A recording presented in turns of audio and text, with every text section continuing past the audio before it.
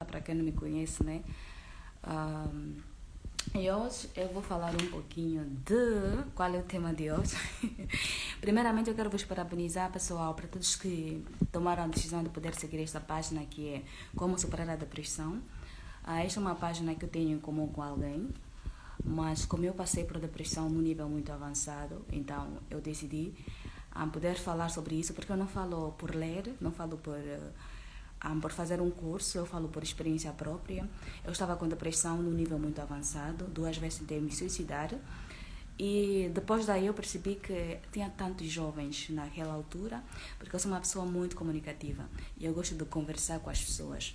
No momento que eu estava com depressão no nível avançado, né, isto é, quando tentei 2 vezes me suicidar, eu tinha pessoas ao meu redor, né? Pessoas que conversavam comigo, pessoas que riam, mas ninguém dentre essas pessoas que falavam comigo se apercebeu que eu estava com depressão.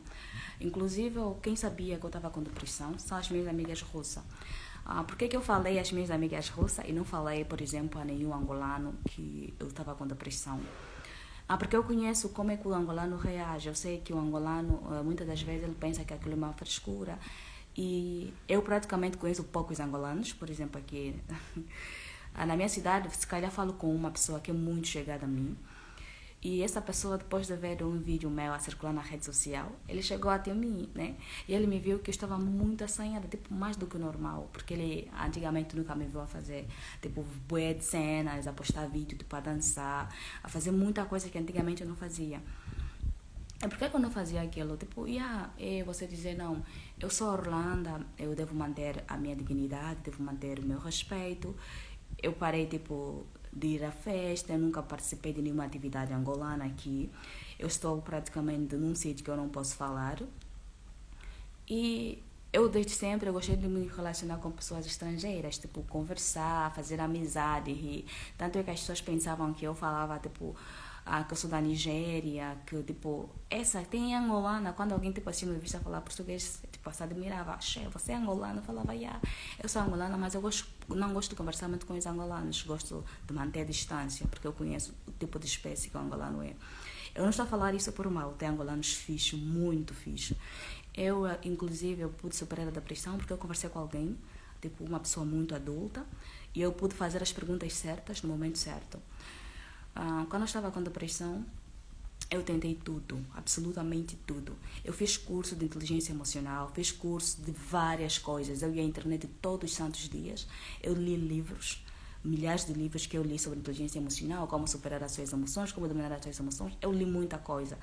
Mas, infelizmente, nada daquilo me ajudava. Muito pelo contrário, só piorava a minha situação. E eu me perguntava, mas por que eu me sinto assim? Por que eu sinto sempre uma tristeza constante? Por que eu não sinto aquela alegria que eu tinha antigamente de poder fazer as coisas como é que eu posso dizer? Como é que é a palavra certa em português? Tipo, com mais energia. E nada daquilo funcionava para mim. Eu tentei tudo, tentei. E, tipo, teve um bom amigo, tem um bom amigo, né? Ele da Nigéria também conversava muito comigo, mas depois do tempo para cá, no tempo para ele começou a perceber que eu mudei. Ele percebeu que eu já não era aquela Orlando que sorria, que eu já não era aquela Orlando que batia aquele papo, que tinha aquela força de energia. Eu falava com ele, mas eu falava sempre de coisas muito tristes. Eu falava sempre num tom em que quem prestasse atenção, né, quem tivesse assim ao meu redor e fosse uma pessoa muito inteligente, muito observadora, podia perceber que eu estava com depressão. Mas infelizmente eu pude esconder essa minha depressão durante anos. Eu fiquei com depressão durante 2 anos. Só para vocês saberem, eu nem sabia que eu tinha depressão. Eu fiquei com depressão durante 2 anos. E nesses 2 anos eu procurei muita coisa. Procurei ajuda, eu procurei ler livros do Augusto Cury. Procurei muita coisa para que me fosse útil. Os livros do Augusto Cury são excelentes. E uma das coisas que... olá, seja muito bem-vindo. O tema de hoje eu estou a falar sobre depressão, né? Como saber que estás com depressão e como lidar com isso. Eu sou angolana, né? Não sei se você é angolano, se falas português. Nesta página eu não falo nenhuma língua fora do português. Eu só falo mesmo português nesta página. Eu estava com depressão durante 2 anos. E uma das coisas que eu sempre levava comigo era o livro do Augusto Cury, Vendedor de Sonhos. Por que eu tinha aquele livro como é que eu posso dizer, como um exemplo, porque aquele livro era alguém que, tipo, uma pessoa muito bem sucedida, uma história assim muito breve, era alguém que tinha muito bem sucedida. E depois, ele, à medida que ele crescia financeiramente, ele queria mais, queria mais. Então, aquilo, a ganância dele foi aumentando.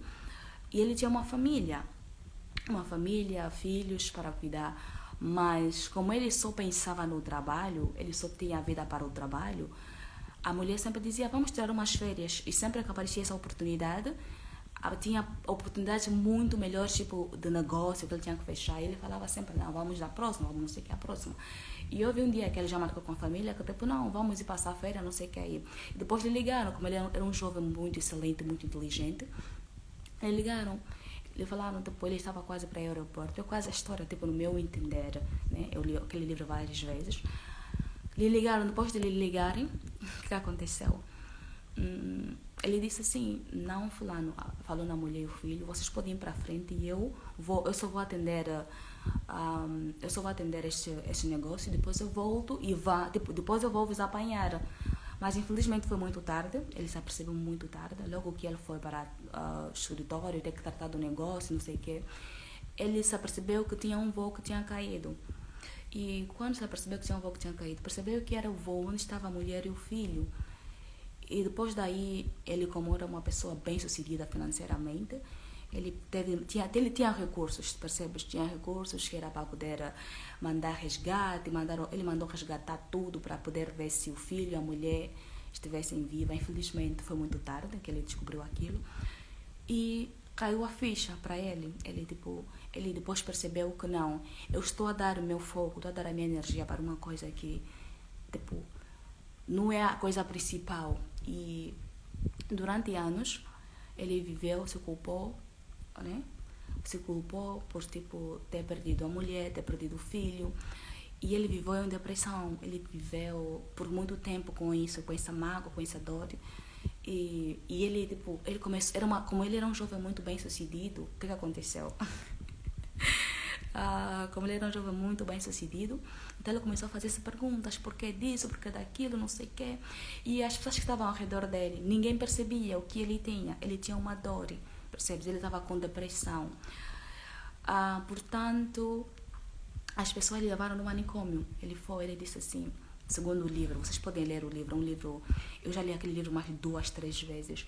Ele disse assim, no manicômio, tipo, os amigos que lhe conheciam, lhe davam medicamento, ele dizia assim, só me davam medicamento, mas não tratavam a minha dor.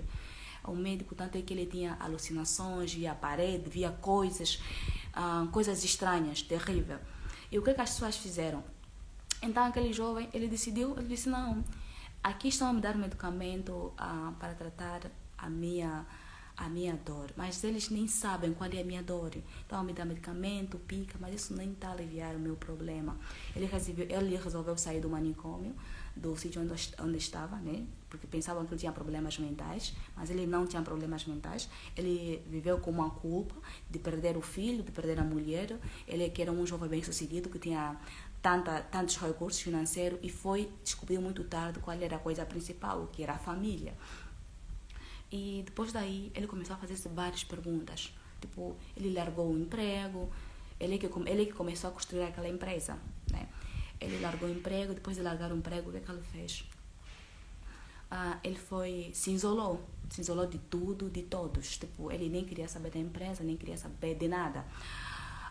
Depois daí, pessoal que está me assistindo aqui, depois daí ele começou a procurar, investigar, ele começou a ler muito sobre várias coisas. Começou a ler sobre psicologia, filosofia, tudo para poder entender por que ele se sentia naquele estado. Ele tinha uma dor que ninguém conseguia ajudar. Do tanto é que o médico só lhe receitava medicamento, mas o médico não conseguia entender a dor dele. Ele dizia, ninguém está conseguindo me entender, eu posso falar a mesma coisa, mas ninguém está conseguindo entender qual é a minha dor. Se isolou. Ele começou a ler, acho que por dia, se não estou em erro, quantos livros? Ele leu mais de 40 livros.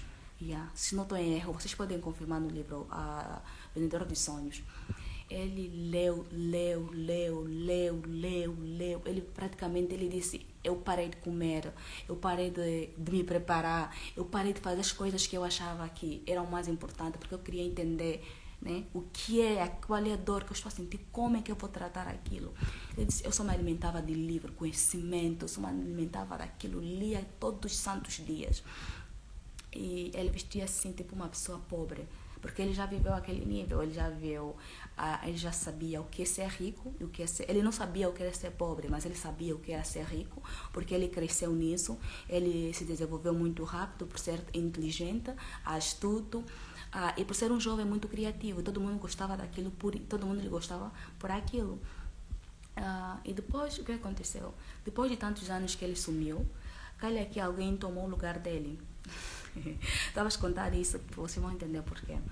Alguém tomou o lugar dele na empresa, alguém lhe substituiu como diretor e pensavam que ele tinha morrido. Tipo, ok, fulano de tal, ele tem problemas mentais, tem problemas, tipo, problemas de alucinações, boa de coisa.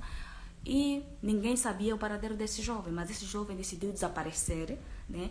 Se trancar até se tratar, porque ninguém estava a conseguir lhe ajudar. Ele tinha que se ajudar ele sozinho, porque ele queria superar. Ele queria superar aquela dor. Depois dele ver que ele estava preparado para enfrentar o mundo, né? Para enfrentar a vergonha pública, para enfrentar os desafios, ele resolve aparecer, mas ele aparece de uma maneira muito diferente. Como é que ele aparecia? Ele não aparecia de fato, como antigamente ele era visto, porque ele entendeu o que é ser rico e o que é ser pobre.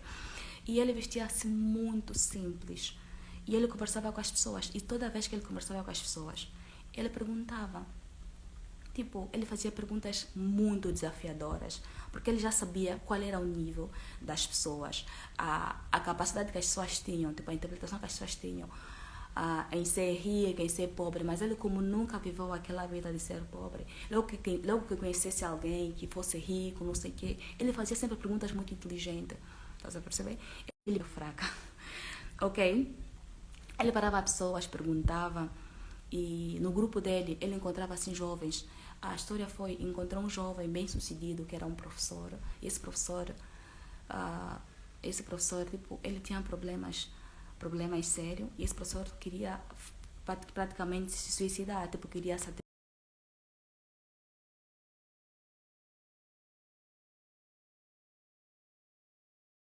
para quem não me conhece, né? E hoje eu vou falar